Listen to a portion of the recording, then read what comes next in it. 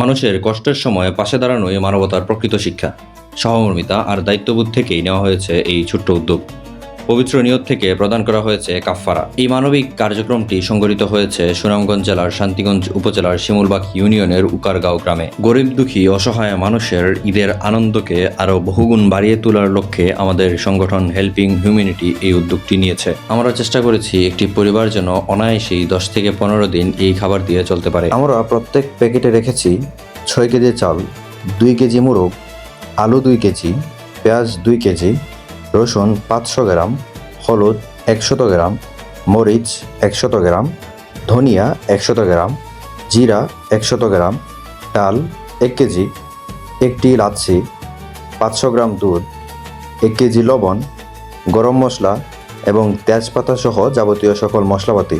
প্রত্যেক প্যাকেটই আমরা খুব যত্ন সহকারে তৈরি করেছি এবং একটি গাড়িতে করে সবগুলো গ্রামের ভিতরে নিয়ে আসি। একটি জায়গায় সব কিছু নিয়ে আসার পর আমরা মানুষের কাছে দিতে শুরু করি। সবার মুখে যে আনন্দ ছিল তা বলে প্রকাশ করার মতো নয়। আমরা প্রথমে একটি একটি করে হাঁড়িতে দেওয়া শুরু করি।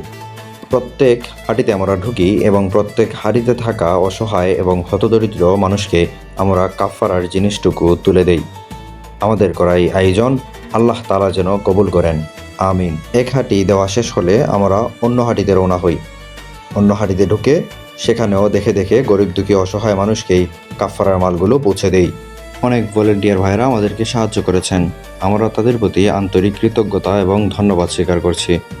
হেল্পিং হিউম্যানিটির অনেক ভলেন্টিয়ার ভাইয়েরা নিঃস্বার্থভাবে কাজ করে যাচ্ছেন। অনেকে দান করছেন হেল্পিং হিউম্যানিটিতে। আল্লাহ তাআলা যেন প্রত্যেকের দানকে কবুল করেন।